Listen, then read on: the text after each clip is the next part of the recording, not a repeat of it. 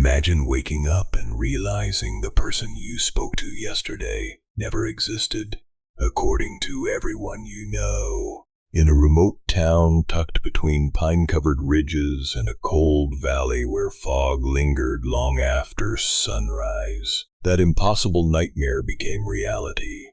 A clockmaker was erased overnight, not just from memory, but from something deeper. Something that felt woven into the fabric of existence itself. What remained behind was a humming sound no one could explain, a vibration that seemed to come from beneath the earth. And years later, investigators still believe whatever took him is still moving from town to town, searching for its next victim. The town of Brindle Hollow had always been quiet. 400 residents lived there. Most families had known one another for generations. The town square consisted of a church, a grocery store, a small diner, and a narrow brick workshop filled with clocks. The workshop belonged to a man named Arthur Vale. At least that was his name. The strange thing is that almost nobody remembers it now. The events began on the morning of May 12. Residents woke to a sensation they struggled to describe later. Some compared it to waking from anesthesia. Others said it felt like a dream had been ripped away moments before opening their eyes. The first signs seemed harmless. People walking through town glanced toward the clock shop and felt confused. The building was clearly occupied. Clocks ticked behind dusty windows. Tools rested on workbenches. Yet nobody could remember who worked there. A customer entered the bakery across the street and casually asked who owned the clock shop. The baker stared blankly. "I don't know." At first he laughed. Then he realized he genuinely didn't know. Within hours, similar conversations spread throughout town. Who owns the clock shop? Who repairs the church clock? Who lives above the workshop? Nobody could answer. The realization triggered panic. Arthur Vale's records still existed. Utility bills carried his name. Tax documents referenced him. Handwritten receipts listed him as the seller. But every memory connected to him had vanished. People could read his name. They simply couldn't remember the person. The sheriff initially suspected a prank. By noon, he had interviewed dozens of residents.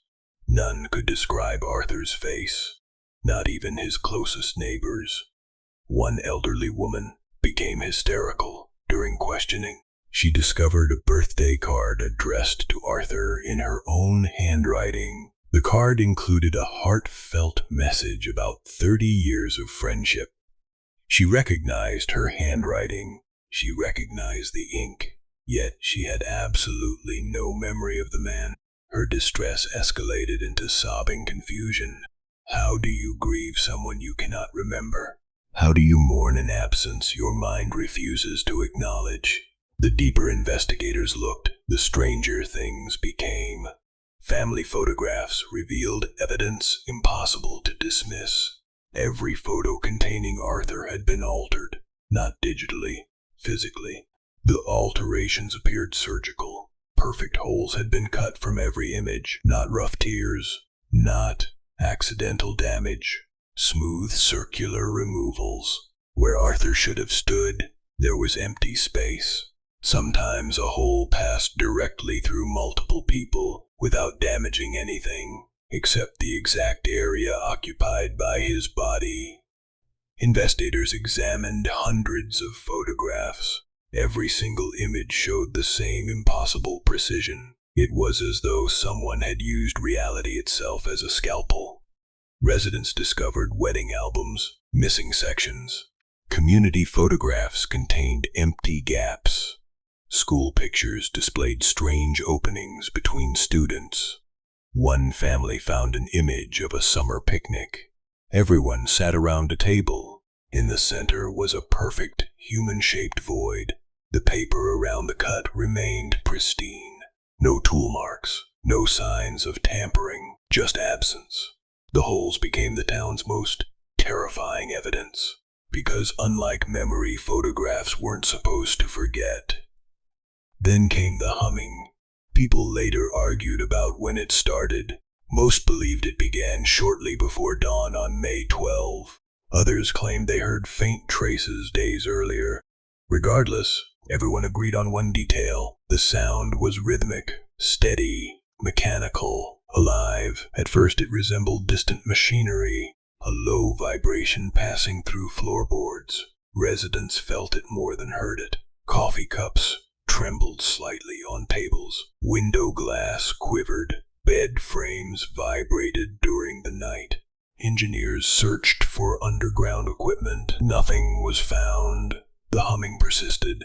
By evening, it had grown stronger. The sound seemed to originate beneath the town square, specifically beneath Arthur Vale's workshop. Investigators entered the building. Dust coated every surface. Clocks continued ticking. Dozens of timepieces displayed different hours.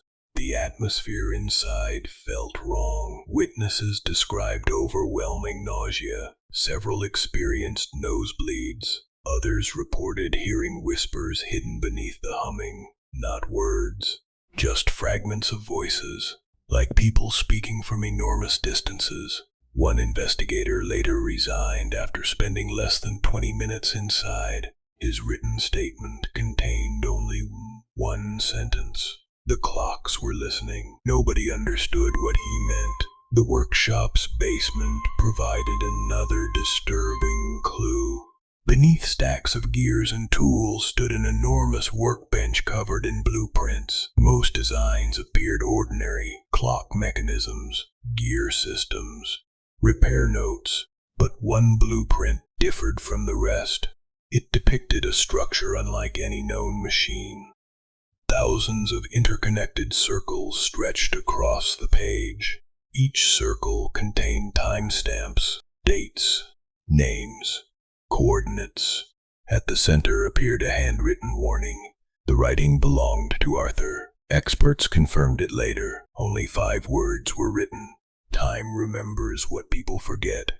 Nobody knew what it meant. As days passed, the humming intensified. Sleep became difficult. Children complained about dreams involving endless hallways filled with clocks. Adults reported seeing movement in reflections. Pets refused to enter certain buildings. The town atmosphere changed. People became anxious, irritable, paranoid, and then another strange pattern emerged. The humming wasn't stationary. It was moving. Researchers installed vibration sensors throughout the region. Initial readings confirmed the sound originated beneath Brindle Hollow, yet each week its source shifted slightly southward, toward the neighboring valley. The migration was slow but measurable. Whatever generated the hum appeared to be traveling underground, like a predator stalking prey. The discovery transformed local concern into genuine terror. If something had erased Arthur, what would happen when it reached another town?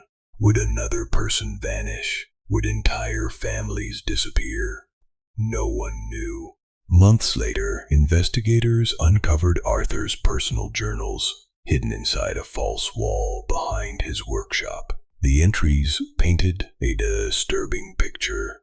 Arthur had spent decades studying unusual patterns involving memory loss. He documented obscure historical cases from around the world, entire communities forgetting specific individuals, photographs altered, records damaged, witnesses unable to recall missing people. Most incidents occurred near locations associated with unusual acoustic phenomena, hums, vibrations, rhythmic sounds. Arthur believed these events weren't random. He believed something existed outside conventional reality, something feeding on identity itself. His journals referred to it repeatedly, not by a name, only a description. The thing between seconds. According to Arthur's writings, reality wasn't continuous. Time consisted of countless tiny gaps, microscopic intervals separating one moment from the next. Human consciousness skipped over these gaps naturally. We never noticed them. But something lived there. Something ancient. Something hungry. Arthur theorized the entity survived by consuming existence. Not flesh, not souls, existence. It removed people from the continuity of reality. Memories vanished because the person had been extracted from the timeline itself. Only imperfections remained. Photographs, paperwork, physical traces too stubborn to disappear completely. At first, investigators dismissed the journals as paranoia. Then they found additional evidence. Arthur had been building devices, strange machines hidden throughout town, tiny mechanisms concealed beneath buildings, inside church walls, under sidewalks, within abandoned wells. Each device emitted subtle frequencies. When activated simultaneously, they produced a harmonic pattern. Arthur called them reality anchors. The purpose became clear after researchers analyzed his notes. The anchors weren't tracking the entity. They were protecting people from it, maintaining their connection to existence, preserving identity against erasure. By then, fear had spread far beyond Brindle Hollow. Government agencies became involved. Scientists arrived. Psychologists conducted interviews. Nobody publicly acknowledged supernatural explanations. Privately, many investigators became less skeptical, especially after the first secondary incident. A survey team monitoring the humming disappeared while working near the valley. 3 people vanished. Not physically. Their equipment remained. Vehicles remained.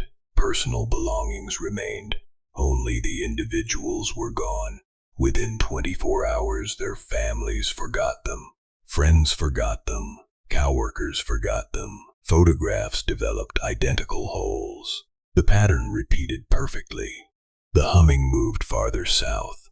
Investigators finally accepted a horrifying possibility. Arthur hadn't been the target. He had been fighting it. And when he failed, he became the first victim. What happened next remains among the most unsettling chapters of the case. Researchers implemented Arthur's reality anchors. Teams carried identification cards, listing personal information, photographs of themselves, recorded voice samples, daily journals, witness verification logs. Every morning, investigators performed existence checks. State your name, state your history, identify family members, confirm memories from previous days, compare records, repeat. The procedure sounded absurd until it saved lives. One investigator named Daniel Cross experienced an episode while monitoring sensors near the valley. His colleagues discovered him sitting beside his equipment at dawn. He appeared confused, disoriented, unable to recall his own wife, unable to remember where he lived. His identity card restored fragments of memory. Journal entries restored additional details. Within hours, he recovered completely. But analysis of photographs taken that morning revealed something chilling. Daniel appeared partially transparent, as though pieces of him had begun disappearing. Reality anchors became mandatory. The checklist expanded. Carry recent photographs. Maintain written records. Document relationships. Record daily video messages. Store personal objects associated with important memories. Never investigate the humming alone. Most importantly, if you hear a second rhythm beneath the primary hum, leave immediately. That final rule emerged after several terrifying encounters. Witnesses described moments when the hum changed. A secondary pulse would emerge, fainter, slower, almost like footsteps. Those who heard it reported seeing impossible things, missing people standing among trees, faces appearing in reflections, figures watching from distant fields. One man claimed he saw Arthur Vale standing beside an abandoned road at midnight. The clockmaker looked pale and exhausted. His clothing appeared decades old. According to the witness, Arthur raised one hand and mouthed a warning. Then his body folded inward like paper, collapsing into itself. Gone. The witness never recovered psychologically. As months became years, the humming continued migrating. Valley communities reported disturbances. Memory lapses increased. Pets disappeared. Photographs developed unexplained damage. Fear spread quietly. Most incidents never reached public attention. Official explanations cited stress, environmental factors, mass suggestion. Yet investigators working the case knew something else was happening, something vast, something patient.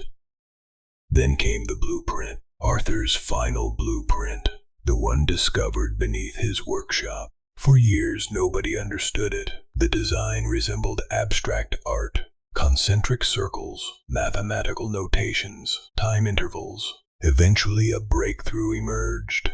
A physicist recognized patterns corresponding to resonance frequencies. The blueprint wasn't a machine. It was a map of the spaces between moments. Arthur had somehow charted the territory occupied by the entity. The revelation exposed a final hidden message. Using coordinates embedded throughout the drawing, researchers decoded additional text. The warning stretched across several pages. Its meaning remains deeply controversial. Arthur claimed humanity misunderstood time entirely. Time wasn't a river flowing forward. It was a structure, a framework supporting reality.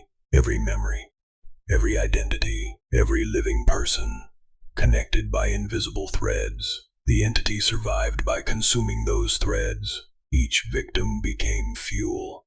Their removal strengthened the predator, allowing it to move closer to the surface, closer to ordinary reality. Arthur's final notes described a terrifying consequence. The more people forgot someone, the easier the entity could erase others. Forgetfulness acted like nourishment. Silence empowered it. Memory weakened it. That realization transformed the investigation. The objective was no longer understanding the predator. The objective became remembering. Names of victims were documented, repeated, shared, preserved. Researchers believed maintaining memory created resistance. Whether it worked remains uncertain, but the disappearances slowed. Not stopped, slowed. Even now, many years later, reports continue. Remote communities occasionally experience identical symptoms. Localized humming, memory disturbances, photographs altered by impossible cuts. Most incidents last only days. Some vanish before investigators arrive. Others leave behind evidence eerily similar to Brindle Hollow. The town itself remains inhabited, though much smaller than before. Visitors still report feeling vibrations beneath certain streets. The clock shop remains abandoned. Clocks inside stopped years ago, yet locals claim a faint ticking echoes through the building after dark. Nobody enters willingly anymore, especially the basement, because the final discovery occurred there. A discovery that remains unexplained. During a routine inspection, investigators uncovered a hidden compartment beneath Arthur's workbench. Inside rested a pocket watch, old, silver, cracked. The watch contained no maker's mark, no serial number, nothing identifying its origin. When opened, the mechanism inside appeared impossible. The gears moved backward, not metaphorically, literally. Timepieces placed nearby began losing minutes. Digital devices malfunctioned. Audio recordings distorted. Most disturbing of all, engraved inside the watch cover were dozens of names. Victims linked to similar disappearances across nearly 2 centuries. Arthur's name had been added last, at the very bottom, as though someone had engraved it after his erasure. Beneath the names appeared a single sentence. Investigators photographed it repeatedly. Every image remained clear. The inscription read, When the last name is forgotten, the clock opens. No one knows what that means. No one knows how many names remain. And no one knows whether the predator is approaching some final objective. The pocket watch is currently secured in a classified location, yet witnesses assigned to guard it have reported hearing familiar sounds, a rhythmic hum, steady, patient waiting, which brings us to the final detail, the detail that still keeps some investigators awake at night. Arthur's blueprint contained one section that remains unfinished, an empty space in the design, a blank region where additional notes should exist. For years, researchers assumed the area had been damaged, then enhanced imaging revealed faint impressions hidden beneath the paper. Words pressed into the blueprint without ink, as though Arthur wrote them and later removed the writing. The recovered message was incomplete. Only fragments survived, but those fragments formed a warning. Not about the predator, about us. It read, "If you are reading this, it already knows your name." The next section was illegible. Then another phrase appeared. "Memory is the door." More missing text followed. Finally, one last sentence emerged from the paper. The final thing Arthur Vale ever wrote. The final message left behind by the man everyone forgot. The cost of keeping time is being remembered by it. No one has ever explained what he meant, and perhaps that's for the best, because some mysteries become more dangerous the closer you get to understanding them. What matters is this: Arthur Vale existed. 400 residents once knew him, spoke to him, laughed with him, trusted him. Then something removed him from reality. Only fragments remain. A workshop full of silent clocks, photographs with impossible holes, a humming sound migrating through the darkness toward places unknown, and a warning scratched into a blueprint by a man fighting a battle nobody else could see. So if you ever find yourself in a quiet town and notice a low, rhythmic vibration beneath your feet, pay attention. If family photographs contain spaces that shouldn't exist, pay attention.